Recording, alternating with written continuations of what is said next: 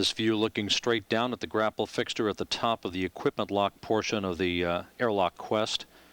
Susan Helms just a few feet away from forming a tight grasp onto the grapple fixture as the first step in the unberthing of the 6.5-ton module.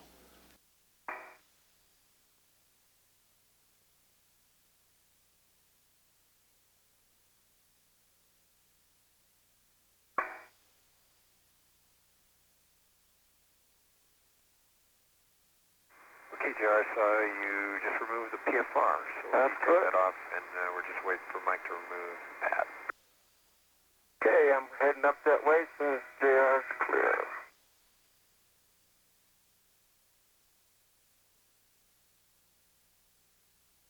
Once you got that pad off, just give us a ring, and we'll give the go for SRMS off. Roger that.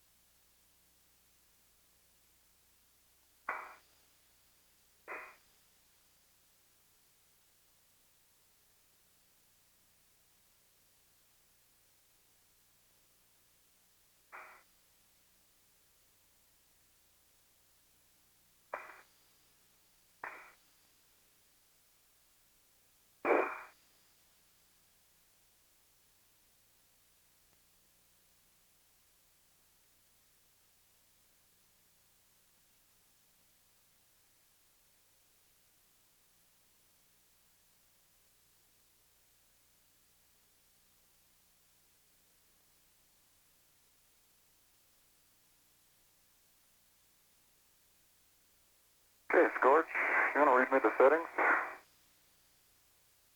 Sure can. The articulating socket will be clocked at 3, pitch of 12.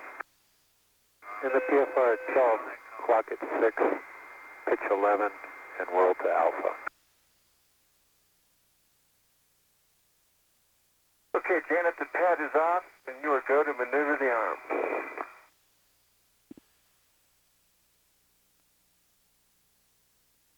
It's split above the starboard TSA. Concur with that. Yeah, let me look at your helmet cam again. The mechanical systems officer here in Mission Control reports that one of the payload retention latches is in the process of being opened. No, that's not it. Oliver, to your left, right there where your left hand is. Right, that's it. Yeah, it has torn away. Okay, Mike, I'm going to switch cameras again. I want to get a good helmet cam video of it. Okay. And I am aware of the wires there, and I'm not touching them. What it looks like are the threads of this let go. Okay, I'm using your left camera, so if you put your left light right in the center of that area, it would be great. Right now, you're a little over top. That's perfect.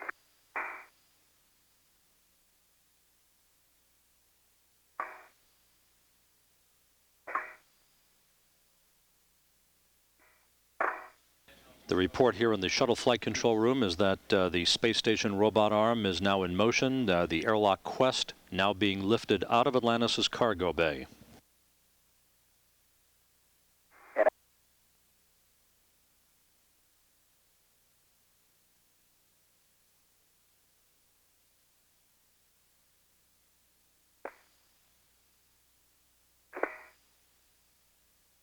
In this split-screen view, you can see the guideposts on the side of the airlock slowly moving out of the restraints that held the airlock in place. Again, Susan Helms slowly but surely now moving the airlock vertical as she moves the 6.5-ton module to what is known as the high hover position directly above the rear of Atlantis' cargo bay.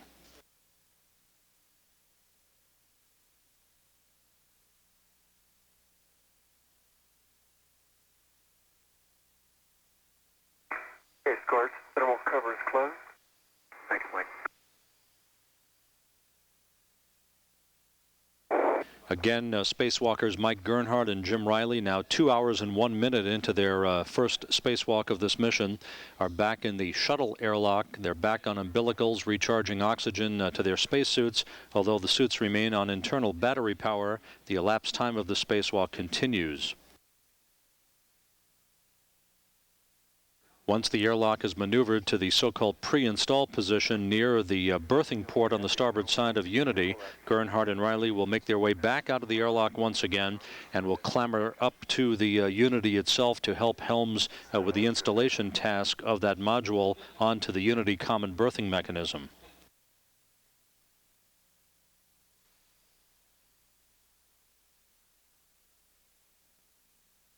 STS Cal position. Houston copies. Gernhardt and Riley will emerge from the airlock once again, from the shuttle airlock, once the station airlock has been pre-positioned to the pre-install position by Helms so that they can make their way up towards the Unity module themselves and assist in the final installation of the module to the Unity.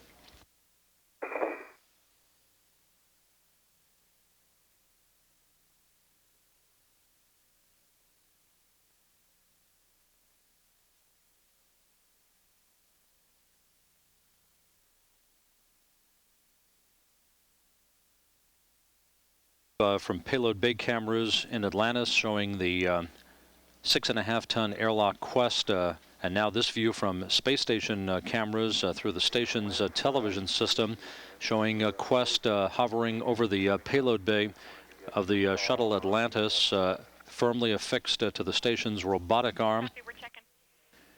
The Quest was grappled by the Canadarm2 at 11:49 p.m. Central Time last night and is in the process now of spending a few minutes in the so-called high hover position over the payload bay before Susan Helms, operating from a workstation in the Destiny laboratory, begins to swing the airlock back over toward the starboard berthing port of the Unity module, where it will be mated and bolted into place. The spacewalk by Gernhardt and Riley, now 2 hours and 21 minutes in duration. They began the spacewalk about an hour behind schedule, but have made up almost all of that time.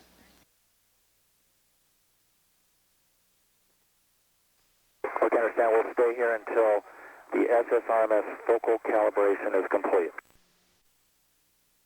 That's a good copy, and F-stop for IMAX after 2038 is F8. See that? See it? Yeah.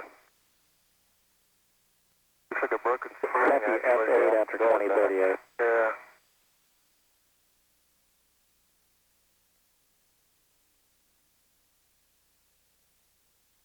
Component of the International Space Station, the 6.5-ton Airlock Quest, affixed to the end of the space station's Canadarm2, the station robotic arm. In this video from station television systems showing the Quest in the process of being maneuvered towards the Unity module, where it will be mated a short time from now and bolted into place to join other components of the station and to provide a new front porch from which station spacewalkers can continue the assembly of the international complex without the presence of a shuttle required.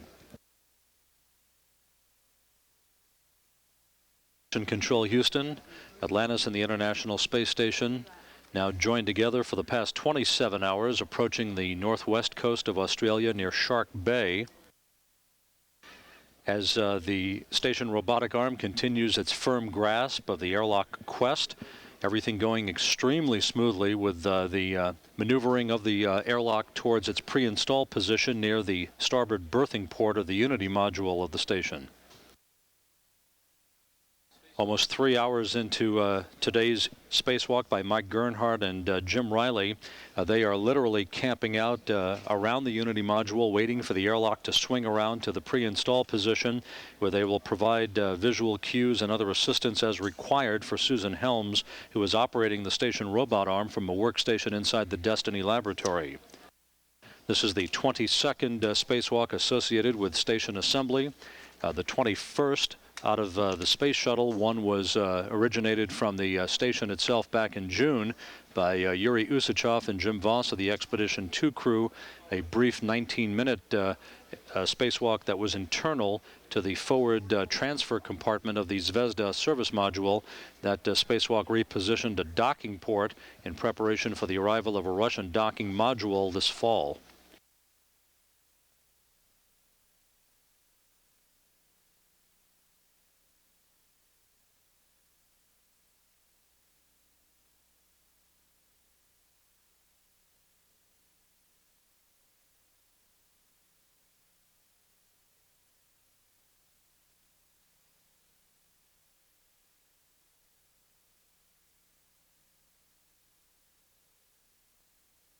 Jim Voss reporting that Susan Helms is ready to begin her final maneuver to the pre-install position towards the starboard berthing port on the Unity module. Mike Gernhardt and Jim Riley are standing by on either side of that so-called common berthing mechanism port, ready to assist both visually and manually if required to help with the fine alignment of the airlock to that berthing port. I'll tell you. Like a big plate in the sky. Yeah, seeing you guys in the background, you don't look very big compared to it. Even though you are Pillsbury Doughboys.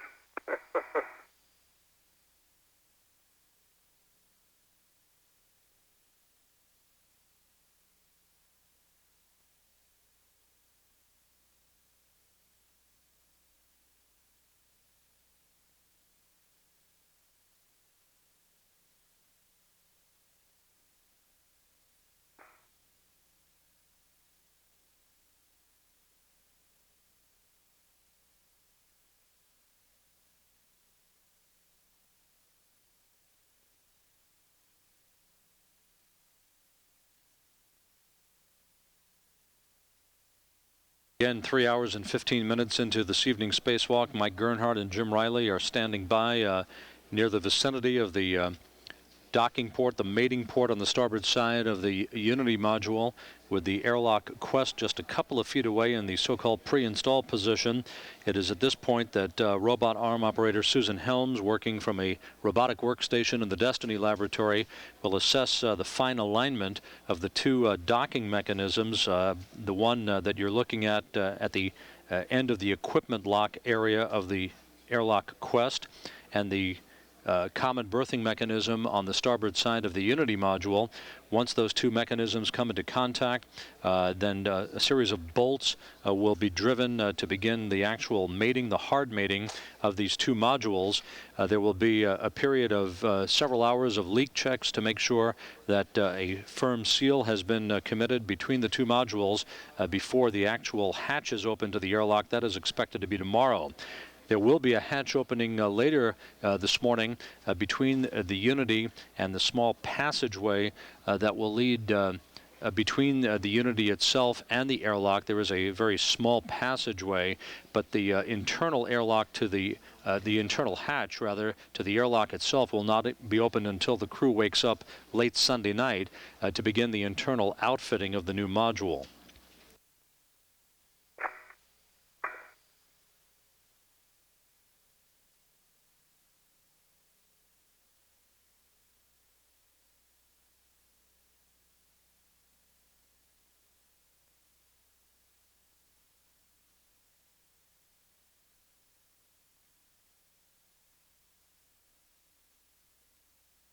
The elbow camera on the space station robotic arm, the Canadarm2, with the video calibration now complete, that provides visual cues for Susan Helms inside the Destiny laboratory. She soon will be given the green light to proceed on with the installation of the airlock Quest onto the Unity's starboard berthing port.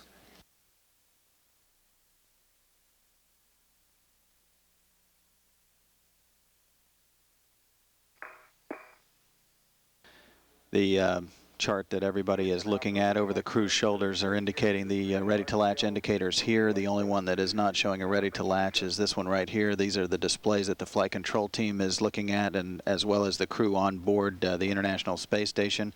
Once all four of these ready-to-latch indicators are green, The crew will then be given a go to, through a laptop computer, start sending commands to initially load the 16 bolts that will secure the airlock to the common berthing mechanism on the Unity module. But your discretion. Okay, from right here, we will make the adjustment in Y. And as Mike Gernhardt looks on, the flight control team is now in the process of initiating or watching over the crew's shoulders during the initial bolt loading of the 16 bolts that are being now electrically driven to secure the airlock firmly and permanently to the Unity module of the space station.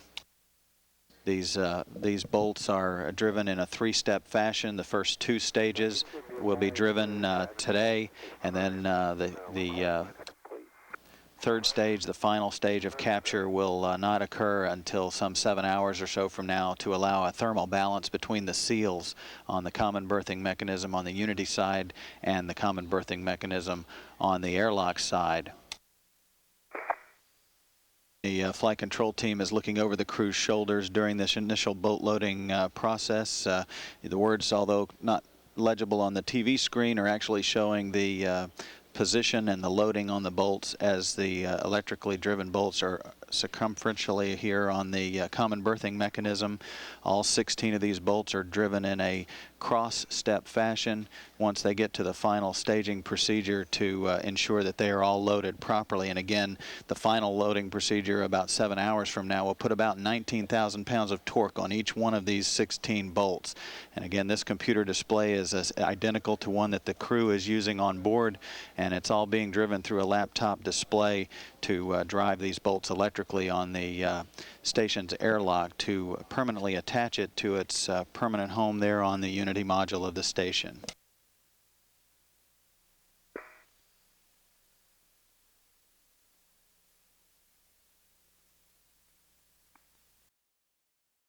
You're clear.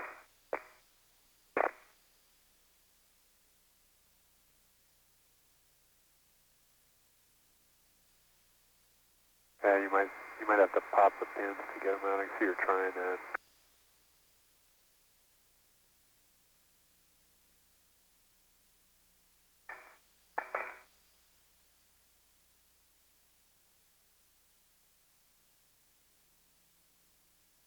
Doesn't look like it's going all the way in. Yeah. Well, if you can see down here where my finger is. Yeah, it doesn't look like it's in the shoe completely, Mike. But I know. But down here it's full of, well, look at the one right below it. I know. I agree. It doesn't look right. Yeah, it doesn't look right. Can you pop that one out again? No, this one doesn't pop. That's what's binding it up, I think. Right. See how it scraped all the paint off there? Yeah. I think that's what's going on. I think that thing needs to be loosened. I got the bolt completely backed out, so there's no load on it. It doesn't look like that thing's going all the way out. It isn't. We fit checked every one of these. The problem, I'll tell you the problem is we fit checked 534, I believe. This is every handrail we were supposed to put in, we fit checked. Right, but I was supposed to put in 534, and this is 535. Remember that? 534 is the one right down there, right? No, that's 530. The original one I was supposed to put in was 534, and it showed up as 535, and we were wondering what the heck that was all about. Oh, yeah.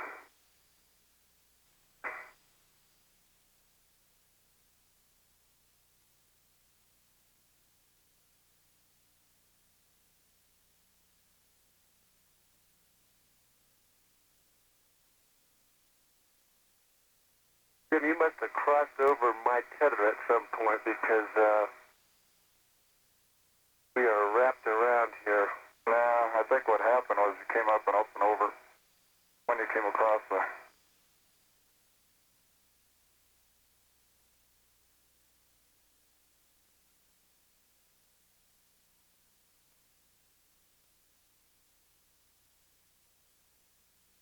Space Station's remote manipulator system, Canadarm2, in motion, basically maneuvering it back to a what's known as its stowed position on the outside of the Destiny module. In the background, the U.S. Airlock Quest, now at its permanent home on the International Space Station, providing a doorway to space that will be used for future spacewalks using U.S. spacesuits, extravehicular mobility units. Atlantis here.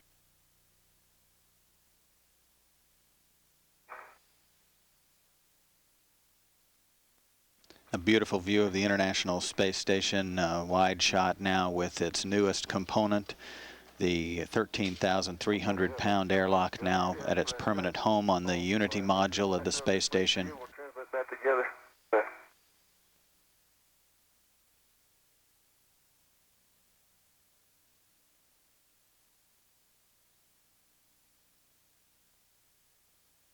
The remaining items to be installed on the airlock, those large high-pressure gas tanks down in the payload bay of the shuttle Atlantis, as Mike Gernhardt and Jim Riley make their way back down into the payload bay, preparing to clean up and head back into the airlock to complete today's first of 3 planned spacewalks during this flight. These high-pressure gas tanks, 2 oxygen and 2 nitrogen, will be installed by the 2 astronauts with assistance from the shuttle's robotic arm, as each one of those high-pressure gas assemblies has a grapple pin that will be used to assist with the installation, basically a handoff from the shuttle's robotic arm to the astronauts during the spacewalk, again the second of 3 planned spacewalks for this flight.